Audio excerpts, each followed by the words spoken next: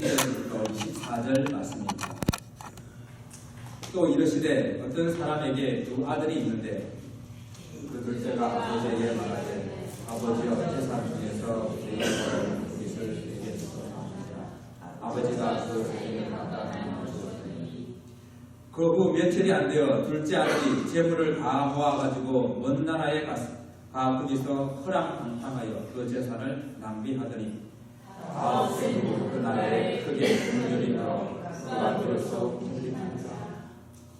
가서 그 나라 백성 중 한 사람에게 붙여 사니 그가 그를 들로 보내어 돼지를 치게 하였는데 그가 돼지 종류의 기억는 대로 배를 치우고자 하되 승리자가 없느니라.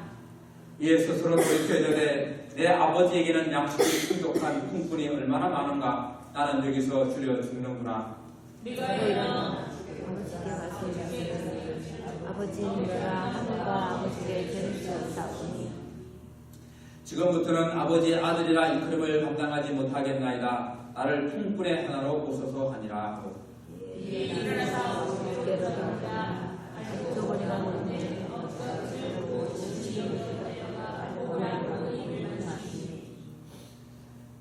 아들이 이르되 아버지 내가 하늘과 아버지께 죄를 지었사오니 지금부터는 아버지의 아들이라 일컬음을 감당하지 못하겠나이다 하나 아버지는 종들에게 이르되 제일 좋은 것을 되어다가 입히고 손에 가락지를 끼우고 발을 씻으시니라. 그리고 살진 송아지를 끌어다가 잡으라. 우리가 먹고 즐기자. 네 아들은 죽었다가 다시 살아났으며 내가 잃었다가 다시 얻었노라 하니 그들이 즐거워하였다.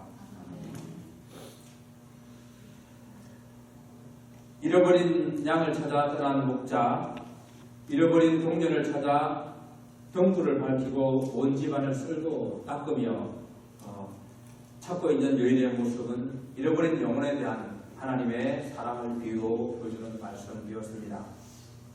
우리 오늘은 일명 탕자의 비유라고 하는 말씀입니다. 잃어버린 아들에 대한 이 탕자의 비유는 우리가 지난편에 살펴보았던 이런 양의 비유와 이런 동전의 비유와는 비슷한 부분도 있지만 좀 다른 부분들이 있습니다. 비슷한 부분이라고 하면은 이런 것을 찾는 그 찾기 위해서 끝까지 찾는 그 찾음에 대한 이야기들은 같겠지만 이 아들은 잃어버림을 자기 스스로 집을 나가게 되고 또 나중에 스스로 뉘우치고 아버지께 돌아왔다는 부분이 이런 양과 또 잃어버린 동전과의 차이점은 좀 다른 점이라고 얘기할 수가 있겠습니다. 그래서 우리는 이 스스로 뉘우치고 돌아온 이 아들의 비유를 탕자의 비유라고 이렇게 부르고 있는데 우리가 누가복음 전체의 내용을 살펴보게 되면은 잃어버린 아들의 비유나 또 동전의 비유나 잃어버린 양에 대한 그런 비유에서 주인공은 그 잃어버린 것을 찾는 주인임을 우리가 알 수가 있습니다. 그래서 누가복음 전체는 잃어버리는 그 주인의 마음을 우리에게 이야기하고 있다는 것이죠. 그래서 탕자의 비유라는 그런 이름보다는 우리가 잃어버린 아들을 찾은 아버지의 비유라고 이렇게 부르는 것이 좀 더 좋지 않을까 이렇게 생각을 해보게 됩니다. 잃어버린 것이 양 100마리 중에 한 마리였다가 이제 동전 드라크마리 10개였다가 10개 중에서 하나를 잃어버렸다가 이제는 오늘 본문 말씀은 아들이 둘 있는데 둘 중에 하나를 잃어버린 그런 사건으로 우리에게 잃어버린 그것이 얼마나 중요한 건지 그래서 얼마나 이 주인이 애타게 찾고 있는지를 우리에게 보여주고 있는 것입니다. 그래서 사랑하는 아들을 잃어버린 아버지의 마음 그 마음을 우리에게 좀 하나님의 마음으로 보여주고자 하신 것입니다. 어떤 사람에게 두 아들이 있었습니다. 둘째 아들이 아버지의 재산 중에서 자기에게 돌아갈 것을 먼저 달라고 요청을 합니다. 고대 이스라엘에서는 부모가 자식에게 재산을 물려주는 것은 당연한 일입니다. 그러나 그것은 전적으로 아버지의 소관이에요. 그리고 또한 그 일도 아버지가 돌아가실 때가 다 됐다든지 아니면 죽고 난 이후에 그 유산의 상속의 법에 따라서 나눠주는 것이 일반적입니다. 그런데 아직까지 아버지가 살아있는데 그 유산을 나누려고 말하는 것은 아버지에 대한 모독의 행위고 아버지를 죽은 사람으로 취급하는 악행이라고 말합니다. 그러나 이 아버지는 그 유산을 그 아들들에게 각각 나누어 주었습니다. 그 후의 사건은 우리가 참 많이 들어서 잘 알고 있습니다. 둘째 아들은 모든 재물을 가지고 먼 나라로 가서 거기서 허랑방탕하여 그 재산을 다 허비해 버렸습니다. 그리고 가지고 있던 재산을 다 없앤 후에 그 나라에 크게 흉년이 들어서 이제 아주 풍급하게 되었는데 그 나라 백성 가운데 한 사람이 붙여 살다가 붙여 사는 그 일이 들에 나가서 돼지를 키우면서 사는 그런 일이었습니다. 오늘 우리가 이 본문을 보게 되면 크게 두 부분으로 두 부분이 크게 눈에 보이게 되는데 먼저 먼 나라에 가서 그리고 궁핍한지라라는 이 단어. 아버지에게 유산을 미리 받은 아들은 며칠이 안 돼서 모든 유산을 금이나 그리고 현금으로 바꾸어서 먼 나라로 떠나버립니다. 여기서 먼 나라라고 하는 것은요, 시간적으로 또한 공간적으로 먼 것뿐만 아니라 마음적으로도 먼 것을 말합니다. 아버지와 함께 있는 시간을 함께할 수 없는 먼 시간으로, 그리고 아버지와 함께할 수 없는 공간을 함께할 수 없는 먼 공간으로 떠나버리고, 그리고 아버지에게 있는 그 마음에서부터 멀리 떠나버리는 시간과 공간과 마음으로서 멀리 떠나는 그런 모습을 말하고 있는 것입니다. 그리고 아버지를 떠난 그 아들이 삶이 허랑방탕했다고 성경 기록합니다. 물론 이 아들이 허랑방탕하기 위해서 아버지를 떠난 것은 아닐 것입니다. 이 유대의 상속법에 의하게 되면 장남이 아버지 유산의 3분의 1을 받고 차남이 3분의 1을 받게 되는데 아무리 기다려봐도 자기에게 돌아올 것은 원하다는 것이죠. 그래서 그것을 미리 받아서 나가서 일찍 사업에 성공하고 싶었는지 모르겠습니다. 하지만 이 둘째 아들이 아직 미처 깨닫지 못한 것이 있습니다. 그런 물질을 가지게 됐을 때에 내 마음속에, 이 사람의 마음속에 자리 잡고 있는 이 죄의 속성, 끝없는 이 욕망, 그것을 너무 만만하게 본 것입니다.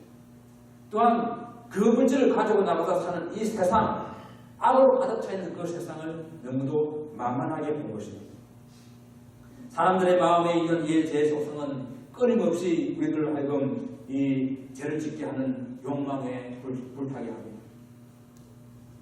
그리고 처음에 가진 이 재물은 재물이 좀 있으니 조금만 아니면 한 번만 그렇게 재미를 보고 재밌게 놀자라고 생각했는지 모르겠습니다. 그러나 이 사람의 마음은 한번 그런 곳에 쾌락과 향락에 빠지게 되면 점점 더 깊은 곳으로 이렇게 중독되어 빠지는 그런 속성을 가지고 있습니다.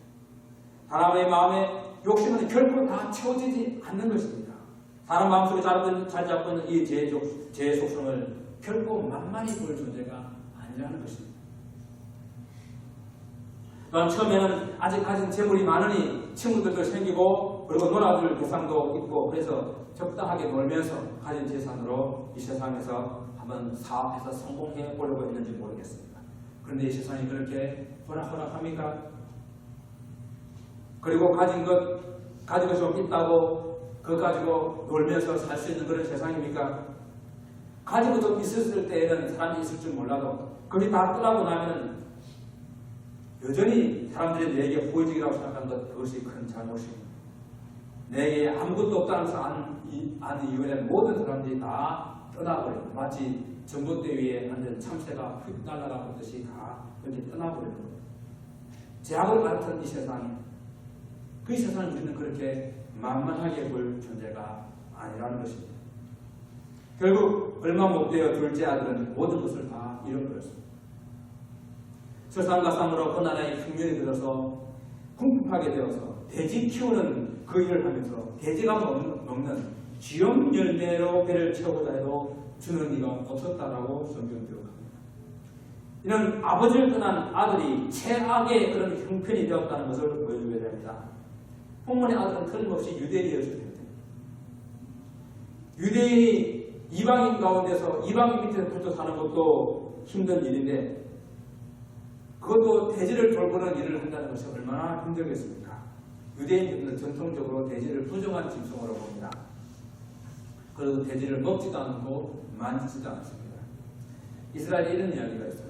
이스라엘이 그리스 로마 문화에 점령당했을 때에 이 그리스 로마 문화는 대지를 가지고 제사를 지내는 그런 문화거든요.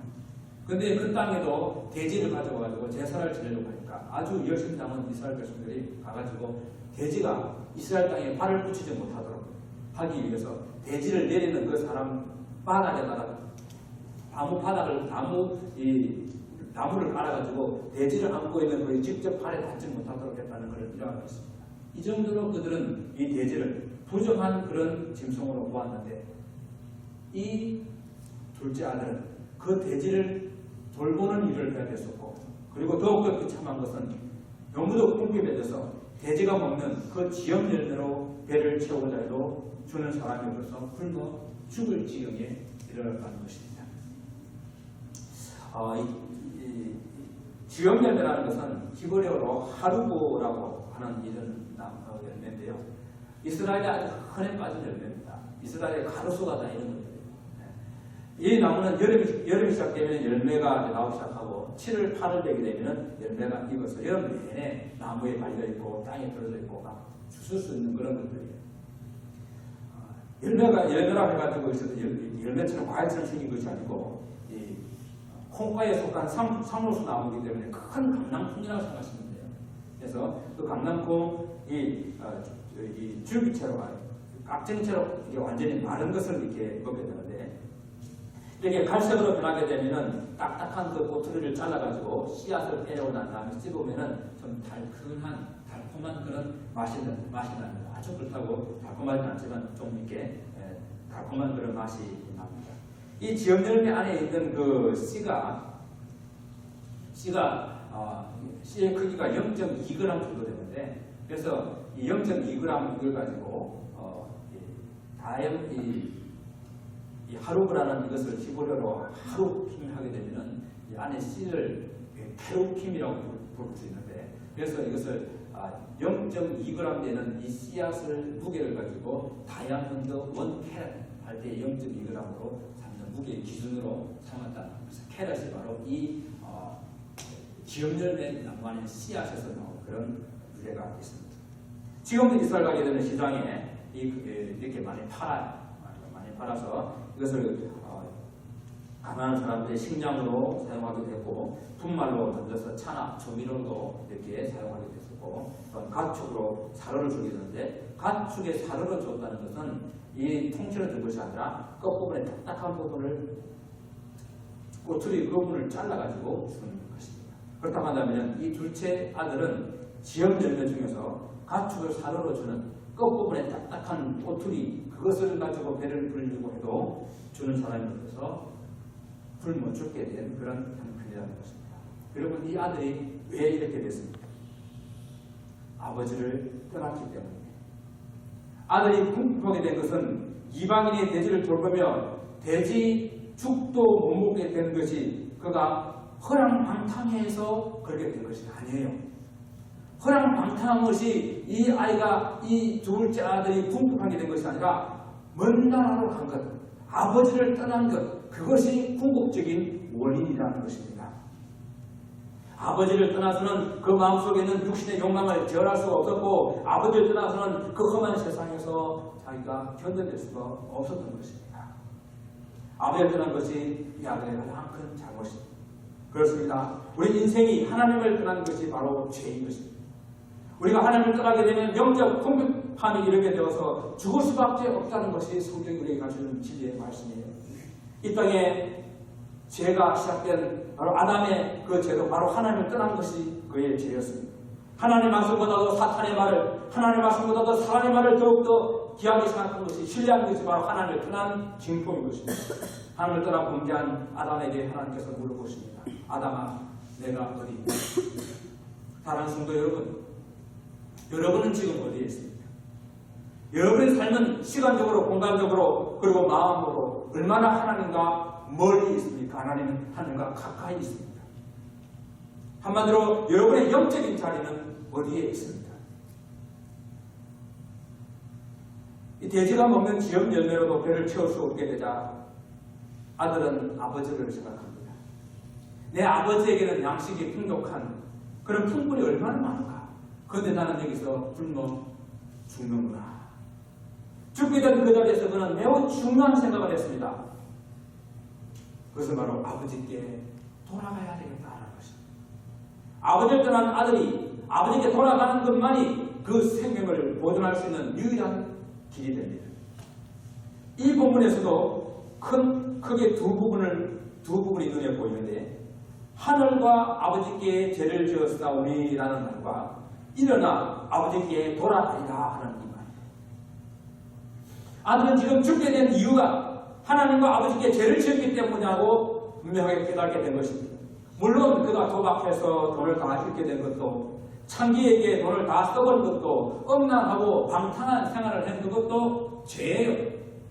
분명한 죄입니다. 그러나 이 모든 죄의 근본 원인은 그가 아버지를 떠난 것입니다. 그리고 그것이 아버지께 그리고 하늘에 죄를 지은 것이라고 그는 분명하게 고백을 하고 있는 것입니다. 사람들에게 죄가 뭐냐고 물어보면요, 다 살인하고 간음하고 사람들을 미워하고 도둑질하고 이런 것들을 죄라고 말해요. 물론 그것이 죄입니다. 그러나 그것은 죄의 현상이에요. 정말로 죄의 원인은 바로 영적으로 우리가 하나님을 떠나는 것입니다. 하나님을 우리 심령에 모시지 않는 것이고, 하나님을 아버지를 믿지 않는 것이고, 예수 그리스도를 주로 믿지 않는 것, 그것이 죄입니다. 아버지를 떠난 인생이 돼지를 치면서 돼지 음식으로도 배를 채울 수 없었던 것 같이, 영적으로 우리 하나님을 떠난 인생은 돼지우리 같은 이 세상에서 하나님 없이 죽을 수밖에 없는 것입니다. 그래서 아들은 그 자리에서 일어난 것이에요. 그리고 아버지께 돌아간 것입니다. 이것을 우리는 회개라고 부릅니다. 이것을 우리는 회심이라고 불러요. 오늘 보면 20절 전반절 보게 되면, 이에 일어나서 아버지께로 돌아가니라. 일어나서 돌아간다는 말이 회개의 참 뜻입니다. 회개란 repent, 또 turn back, 이렇게 히브리어는 슈브라는 이 말이 그 자리에서, 죄를 짓는 그 자리에서, 하나님을 떠나야 되는 그 자리에서 일어나서 하나님께로 다시 돌아가는 것, 그것을 우리는 참다운 회개라고 부르는 것입니다. 여기서 일어났다는 말이 죽었다가 다시 살아났다는 그런 의미로 쓰이고 있습니다. 죽었던 소녀야 일어나라, 달리라 쿵 하신 우리 주님의 그 음성을 듣고 일어난 것처럼, 그래서 오늘 이 본문의 24절에는 이렇게 아버지가 말해요. 이 내 아들은 죽었다가 다시 살아났다라고 고백하고 있는 것입니다. 아버지를 떠나 있을 때는 아버지에 대해서 죽은 아들이었습니다. 다시 아버지께 돌아오므로 이제 아버지께 다시 살아난 자가 되었다는 것을 의미합니다. 여러분, 그렇습니다. 하나님을 떠나면 살아서나 죽은 인생들이에요. 그렇기 때문에 죽었다가 다시 돌아오는 것, 이것을 진정한 회심이고 진정한 해결하고 말씀하고 있는 것입니다. 하나님을 떠난 인생이 다시 살 수 있는 길은 하나님께로 돌아오는 길밖에 없다는 사실을 분명히 기억할 수 있기를 바랍니다. 만약 먼 길을 떠나왔다면 다시 먼 길을 돌아와야 되는 것이에요. 다시 돌아가는 것이 심히 자존심 상하고 힘든 일인 줄 알지만, 그러나 그 자리를 틀고 일어나야만 살 길이 있는 거예요. 그리고 발걸음을 돌려서 하나님께로 향하여 나가야 한다는 것입니다. 저는 이 자리에 계신 분들은 다 이 과정을 거치신 분들이라고 믿습니다. 그러나 혹 우리 가운데 아직도 아버지께 돌아오지 않는 분이 있다고 한다면 돌아오십시오. 살 길은 오직 하나님께 돌아오는 길밖에 없습니다. 우리가 다시 하나님께 돌아올 수 있도록 우리 하나님께서는 예수 그리스도를 이 땅에 보내시고, 그리고 예수 그리스도의 십자가로 우리가 하나님께로 돌아갈 수 있도록 다리를 놓아주셨습니다. 잃어버린 아들의 비유에서 앞에 나오는 비유와 다른 점이 무엇이라고 했는지 혹시 여러분 기억나십니까?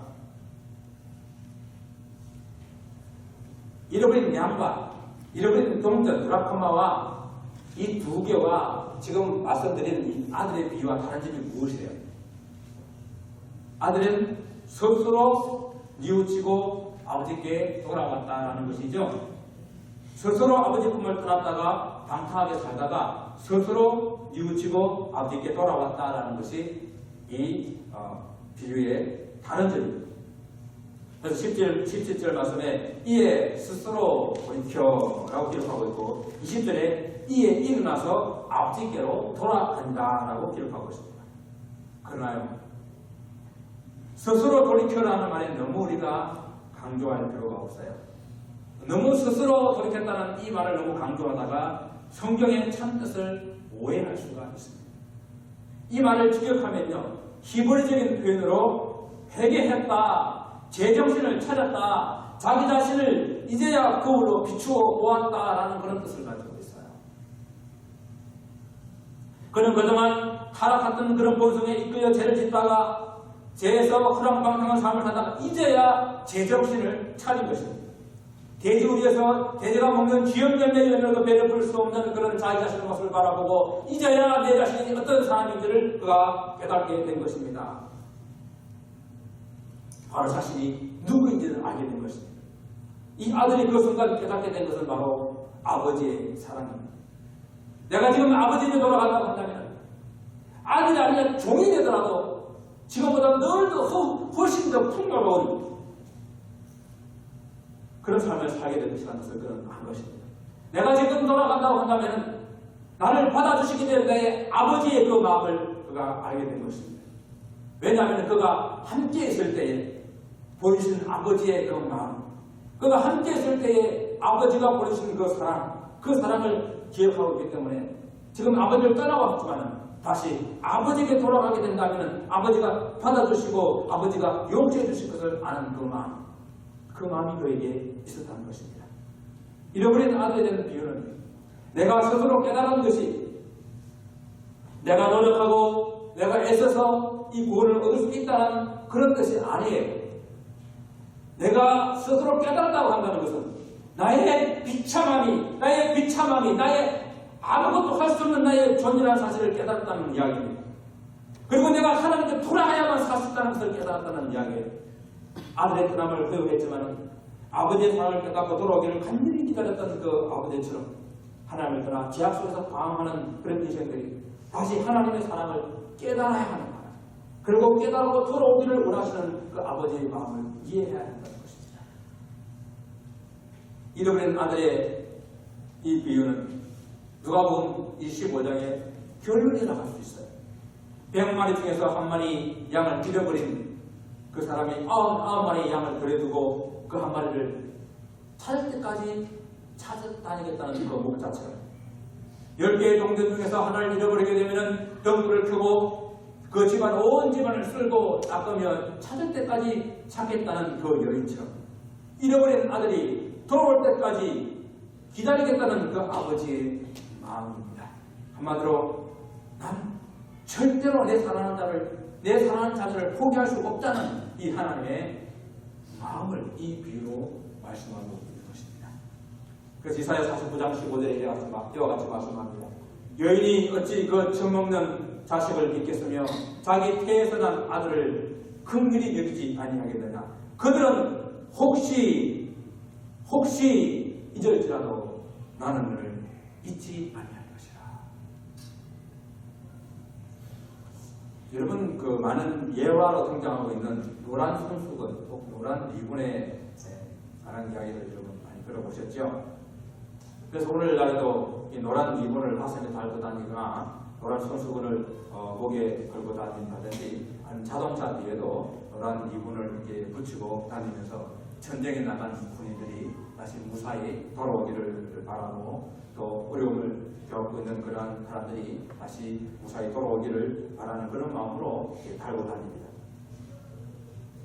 이 이야기는 정말 전설 같은 그런 유래가 1900년 초에 있었던 그런 이야기였는데요.